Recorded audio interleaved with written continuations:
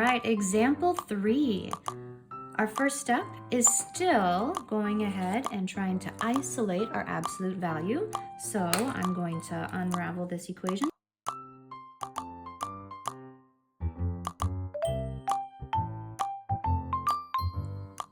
All right, now that we have isolated our absolute value, let's go ahead and draw our picture, draw our graph, and see what this looks like. Let's see, I have a number is greater than 2 steps away from 0. So here's 2 steps in the positive direction. Here is 2 steps in the negative direction. But I want greater than 2 steps. That means all of these numbers here would be more than 2 steps away, and all of these numbers here would be more than 2 steps away. Okay, here we go. Now I don't have anything fancy here. I'm not adding 1 or subtracting 4 like I was in the previous examples. This is my solution here. My final graph, if I want to do this a little bit cleaner, looks like this. I'm going to drop my -2 and my +2. Any number that is smaller than -2 works, and any number that is bigger than +2 works. That is my graph. Now, this is an or case. This is not an and because they don't overlap at all. How would I write this in interval notation? Okay, this is a little bit funky. It's not going to look nice.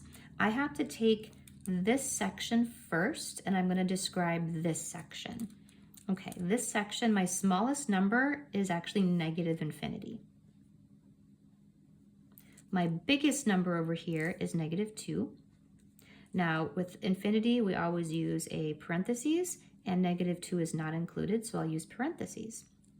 I'm going to combine these using an or using that union intersection. Now I'm going to describe this section over here. My smallest number is 2. My biggest number is +infinity. I have to use parentheses. 2 is not included, so parentheses. This is my interval notation describing this graph. It's a little messy, but it's okay. Now, how would I describe this using an inequality? I would do the same thing. I can't write this in one full sentence. I have to combine them. I have to describe this section right here. So I have numbers that are smaller than -2, and then I'm going to use the or I have numbers that are bigger than +2. So this graph, this interval notation, and this inequality are all saying the same thing. Example 4, let's go ahead and isolate our variable by dividing by -5.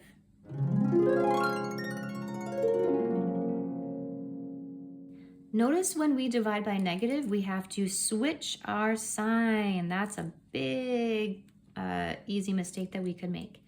Now we have a problem that's very similar to our problem before.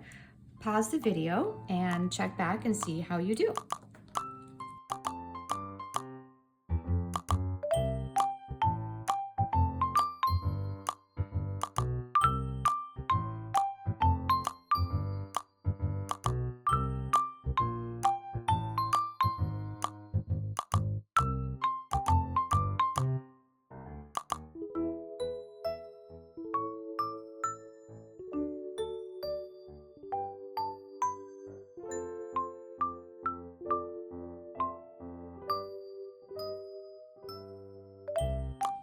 How did we do?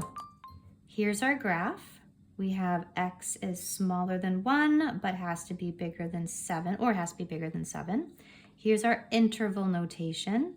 And here, we could just rewrite our work here as our inequality, which was nice. So graph, interval notation, inequality. Let's move on to example 5. Oop, we have a negative in here. We have some decimals, but don't worry. Our steps are still exactly the same.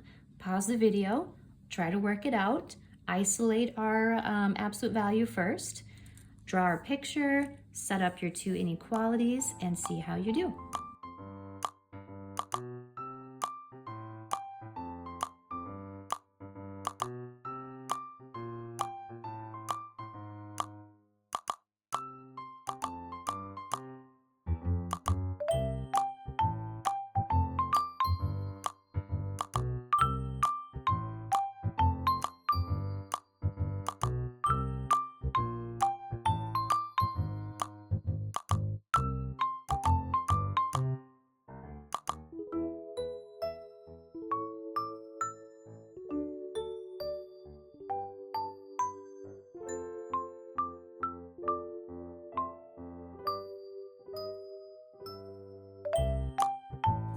All right, how did we do? Our final answer.